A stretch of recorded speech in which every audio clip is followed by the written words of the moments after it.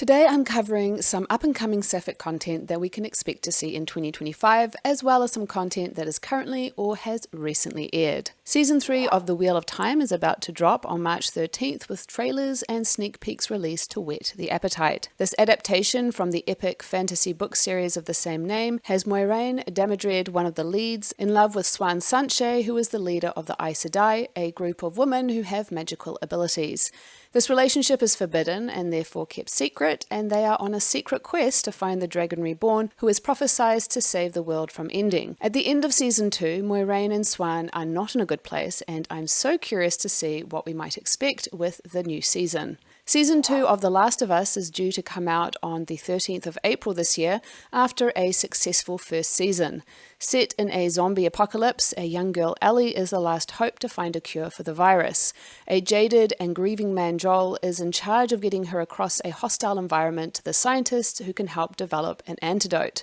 We find out in Season 1 that Ellie had a crush on her best friend. I don't expect a whole lot of gay from this show, but the lead is a sapphic and it's a fresh twist on the zombie apocalypse. Hacks Season 4 is tentatively earmarked for a May release date. The 10-episode season finished filming and will continue the story of comic Deborah Vance and her protege Ava as they work towards Deborah hosting her own late-night show. We left things off in a dicey place for the two ladies' relationship, and I, for one, can't wait to see how things go. Ava is a bisexual who we see having hookups and a relationship with a woman.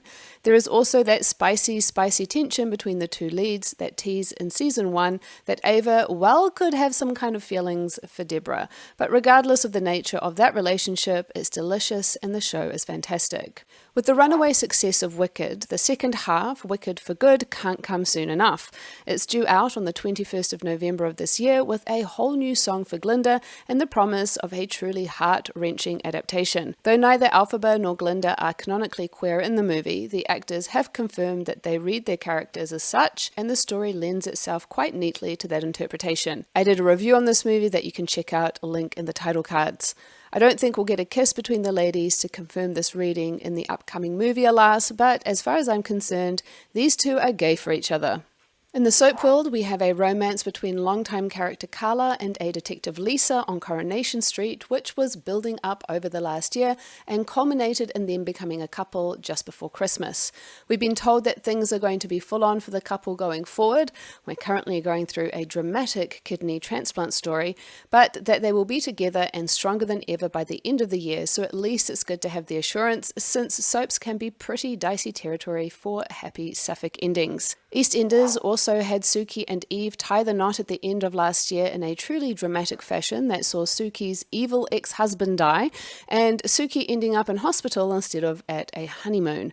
This is following an epic slow burn story between the two ladies that had Suki accepting her sexuality starting in, I think, 2022. For now, the couple are happily married, but I'm sure there will be more drama for these two in the future, which we can't complain too much, can we? Because it's when there is drama that they get screen time. Another soap that is ongoing is the Spanish Sueños de Libertad, set in the 1950s. It includes Marta and Fina, who started an illicit affair. I know a lot of people were shipping this couple a lot, although I haven't seen nearly as many gift sets on my Tumblr for them in recent times, so I'm not sure where things are at, although I believe they've been daydreaming about getting married despite it being impossible given the time period. This next entry is one that inspired this video because when I saw that Jodie Whittaker and Saran Jones were going to star in a heist movie, to be honest, I immediately decided it was going to be gay because, well, Jodie Whittaker and Saran Jones are in it. The announcement for ITV reads as follows. ITV has commissioned a 6-part heist drama, #Frauds, starring BAFTA and RTS award-winning actress Saran Jones from Vigil and Gentleman Jack, and Jodie Whittaker from Doctor Who and Broadchurch, as skilled confidence tricksters who've been separated by an arduous 10-year prison sentence. Regardless of how gay it ends up being, I think there will be a delegation of us hanging out for the as-yet unknown release date. To be fair, it'll probably be 2026, but I did have to spread the good news. The whodunit black comedy series from Australia had an outstanding and very gay season 1, and with lesbian Dulcie, along with her wife and her investigative partner Edie, now in Darwin, I'm expecting another high-caliber, witty and smart round 2. I don't know how they'll top the zany inhabitants of the lesbian town of Deadlock in Tasmania, but I will most certainly be tuning in to find out. I would guess this will come out in the last quarter of the year.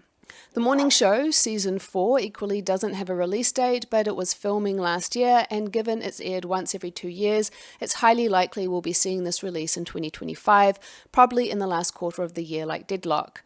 With Bradley and Laura, our sapphic couple, broken up and Bradley turning herself in for the cover-up of vital information relating to her brother being involved in the storming of the Capitol in 2021, who knows what is ahead for them, but since Bradley is the co-lead, we'll no doubt be seeing more from the sapphic lady. We have a few shows that are currently or recently finished airing too. The 6 Lives of College Girls had season 3 finish in January, which follows 4 roommates at university.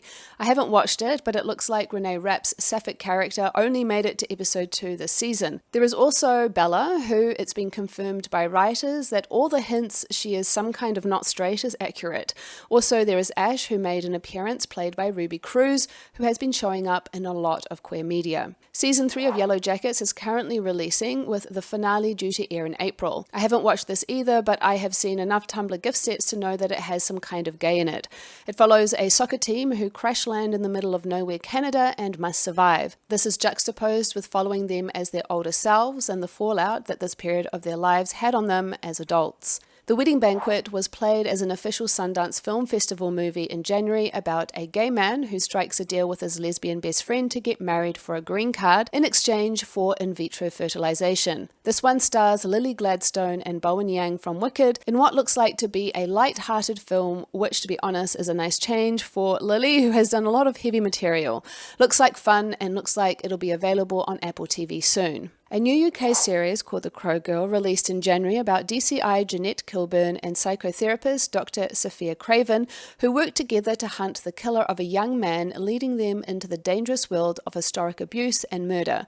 We get a moment in the series where Jeanette and Sophia share a kiss and engage in other lesbian activity, which suggests that something could solidify between them in season 2, which has already been greenlit. It could also end in disaster, so there is no guarantee, as we all well know. Finally, I have to mention the huge amount of content that is coming out of Asia, mostly from Thailand, with their GL shows. There are a lot that are announced, so many I won't cover them here, but I will link you to the Tumblr post in the description that has listed everything out if you want to take a look.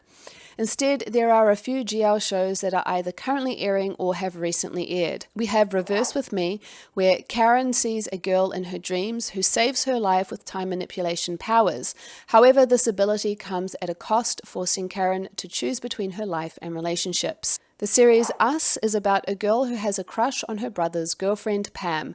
One day, her brother and Pam break up.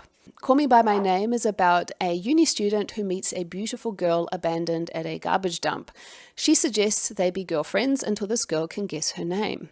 I Am Devil is about Mukini, who was raised by her grandmother, and when her grandmother gets sick, she has to agree to get engaged to someone she doesn't love. Things become complicated when her mum sends a spy. I'm guessing the spy is a woman that she falls in love with. Friendly Rival is a South Korean show where an orphan from the provinces enters an elite Seoul high school. A privileged, brilliant student befriends her, leading to a complex relationship between the two girls that blurs friendship and obsession. Fragrance of the First Flowers Season 2 has just begun airing, about the love between two women and how it conflicts with family and tradition. There is also a film called Flat Girls that has been released to theatres, which is a coming-of-age film about two best friends who live in government housing. When one of the girls' fathers dies while on duty, it looks like she and her family will have to move out, separating them. Do let me know in the comments what other content has just aired or that you know will air this year, as I am always looking for more content. And until next time, lady lovers.